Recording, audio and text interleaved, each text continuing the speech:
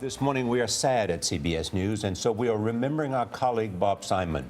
The 60 Minutes correspondent covered stories around the world for nearly half a century. He survived many close calls, including 40 days in an Iraqi prison. But last night, Bob died in a car accident in New York City. 60 Minutes executive producer Jeff Fager says, quote, "It's a terrible loss for all of us at CBS News. Bob was a reporter's reporter. There is no one else like Bob Simon. He was one of the most honored reporters ever. Bob's awards include 27 Emmys, 4 Peabodys, and a DuPont Columbia Award." We'll speak with his longtime colleague Scott Pelley in just a second. But first, here is some of Bob's amazing work.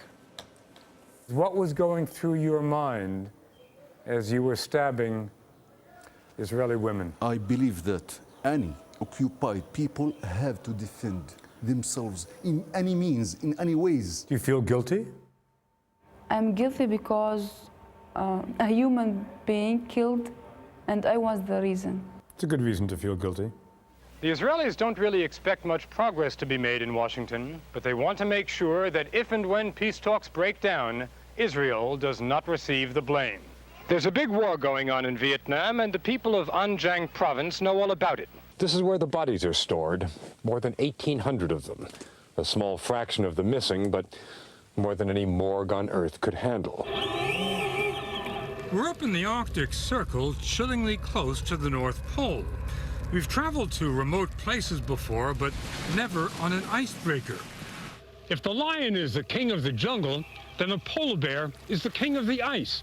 He's at the top of the food chain, here on the top of the world. Yeah, it's only a baby, but Doesn't seem terribly aggressive. Seems a little bit cute, actually. no, you could handle that one. You could handle that yes, one. if you grabbed it round the neck and made, as long as it doesn't get its teeth on you. That's why I love Sondheim. That's why I love Shakespeare. That's why I love Irving Berlin and Rodgers and Hammerstein and Tom Waits and Paul Simon and Randy Newman. They're storytellers. Have you always talked so fast? Yes. And I was horrified. I saw an interview that I did with someone, and I was horrified by it. And I said to my wife, "This is unbearable, how I talked." It's unbearable for me. It's hard. Hey, this beeper's going off. No, it's not. It's normal. You're sure? Yes, I'm definitively sure. I don't like a beeper in Chernobyl. I don't like that sound. This small gathering on Savile Row is only the beginning. The event is so momentous that historians may one day view it as a landmark in the decline of the British Empire. The Beatles are breaking up. Armand told us that when a violin string broke in those early days, they used whatever they had at hand to fix it. You took the wire from a bicycle, Yes. the brake of a bicycle, and turned it into a string for a violin. Yes. And it played music. Right.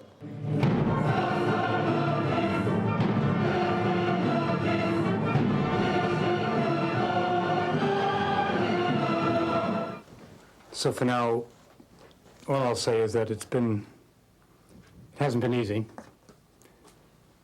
It's been a long and a difficult 40 days and 40 nights. But the point is that, as you can see, we've lost a little weight. We've aged a little, but we're fine. This is a story that could have ended another way, but it's had a happy ending.